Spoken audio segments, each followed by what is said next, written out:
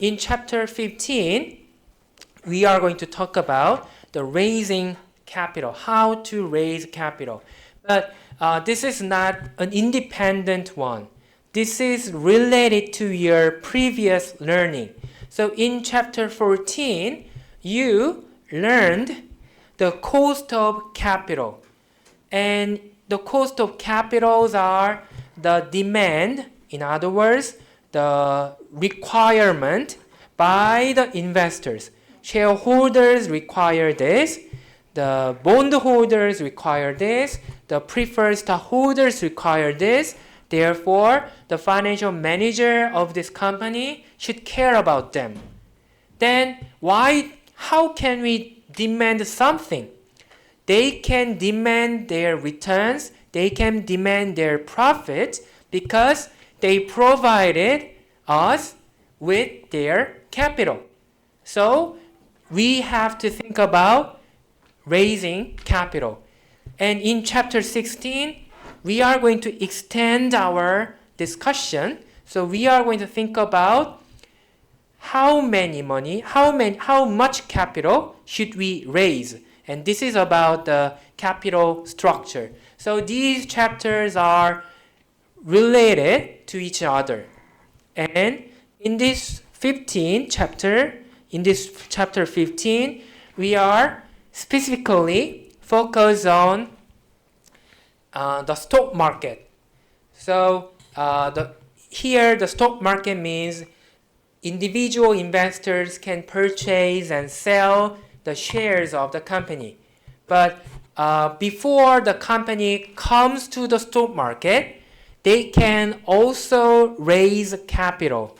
And this pre-market investment is often called venture capital. So we are going to talk briefly about the venture capital. And then in the second section and the third section, we are going to concentrate on the stock market debut of the companies when they first arrive in the stock market. And after we finish this chapter 15, we are going to have a case about a company that going into the stock market. Then we are going to evaluate the stock price. So in order to do it successfully, you need to learn about the valuation. This is similar to what you learned in the case study number 1. However, I'm going to formalize it. So I'm going to have a chance to talk about the valuation method. So let's just focus on for the first parts, let's focus on the venture capital. So let's think about the economic system. From the point of view of sociologist, from the point of view of idealist, the idea or the ideology of communism is perfect. So everyone try their best and the government cares everyone not to be hungry, not to be cold, not to be hot, and they all have houses to live. They can rest whenever they want, and everything is beautiful. However, in reality, it is simply not possible because everyone, individuals, human beings, are self-interested. They don't care about others. So, what we are using as our primary cornerstone of our economic system is that rather than removing the human self-interest, we are going to use it. So, we are suggesting to everyone, hey, if you work hard, you can be rich. You can do whatever you want with your money. You can eat very fancy. You can go to a fancy restaurant. You can wear some luxury goods. So let's try harder and harder. And then you will be compensated. So that's the idea of capitalism. Everyone will be compensated based on their efforts. And still, many human beings, most of us, just choose a regular courses of our career. So you graduate universities and you apply for a job in a company and you work hard there as employees and you get monthly salaries and you get married and you have children and you retire in the future. So that's the typical career path. However, only a 1% or less than 1% of the people choose different things, and they are called entrepreneurs. These entrepreneurs are the individuals who found the companies themselves. So, in order to provide the jobs and the salary to the 99% of the people, we need entrepreneurs who are going to establish, who are going to found new companies, and who are going to provide new technologies, new products, new services, and new jobs. So that's why the governments are crazy to increase the number of entrepreneurs. And from the point of view of the entrepreneurs, it is very important whether they can get some money, whether they are invested by someone else or not. Because entrepreneurs are not rich guys. They are almost the same as us. So they may start their businesses in their garage as the Bill Gates did 30 years ago. So the Bill Gates just quit the university and he started the Microsoft at his garage. And it was essential for the Bill to start in doing his business to get funded. So financing, the funding is very, very important if we want to have more entrepreneurs, if we want to have more venture firms, if we want to have more startups starting today. Then who are the investors? So these investors investing in the venture companies or startups, they are called venture capitalists. So here the venture, so adventure is you can think about the meaning of the venture capital as like adventure. So it is dangerous. You don't have ordinary outcomes. You may be surprised, you may be shocked, but maybe things can go worse, but you try it. So that's the meaning of the venture capital.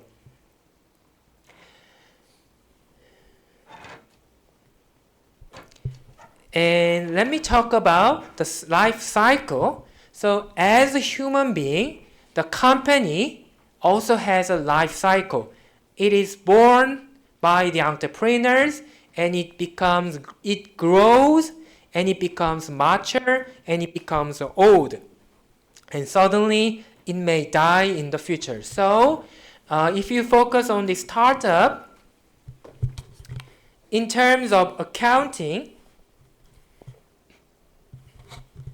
in their early stages, they incur a lot of losses.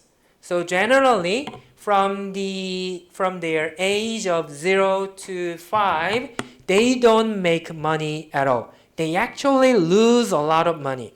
However, when their new products or when their new services are on the market, they start to make a lot of money. So they become the large companies and they expand. So this is a typical life cycle, and depending on which stage there are, we call different names for the investors.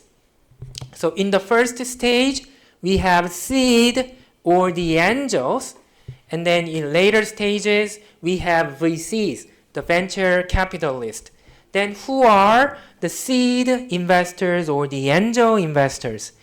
The seed money is the seed, as the name suggests. So this is the money that is required at very first beginning of this company.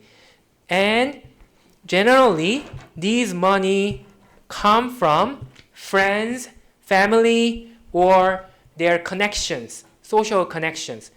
Maybe they can be okay. And there are also angel investors. Angel investors are generally wealthy individuals who already succeeded in creating or founding new companies. And they are willing to help the others. So that's why we call them angels. And let's say the company started with the seed money, and then they can be suggested, they can be proposed by the venture capitals if they are found. So the typical venture capital investment are divided into, again, several series. So in other words, the venture capitalist does not give you the lump sum money in a single payment. They divide the payment into several period or the steps because they want to diversify the risk.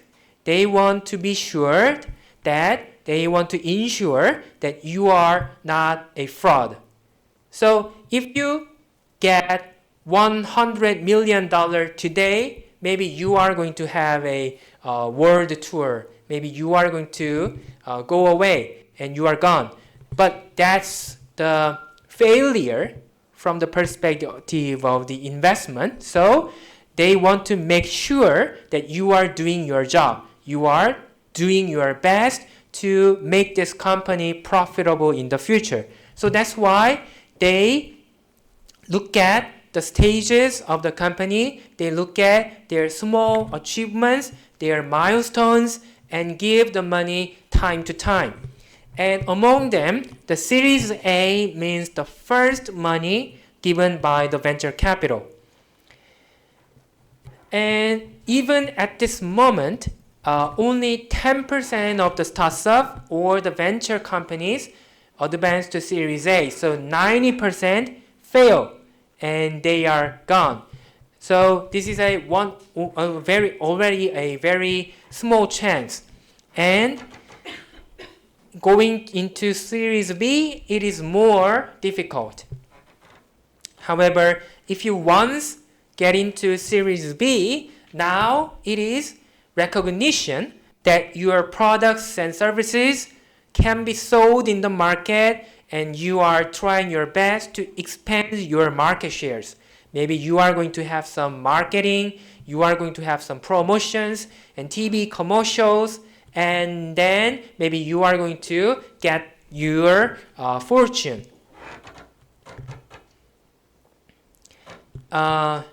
Sometimes the venture firms or the startups are so have a lot of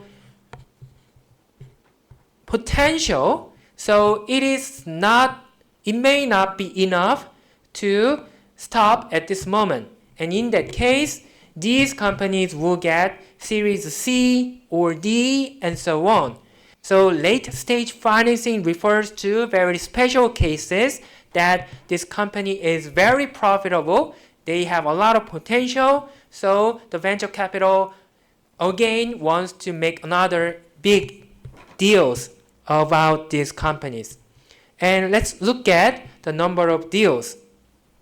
So these are the US venture capital deals, the number of deals, and you can see that generally you have a larger number in their early stages, but the number decreases as you go to the later stages, because many of them just fail, right? So you don't go into this stage, and some of them will fail here, and only small portion goes to the proceed to the next one.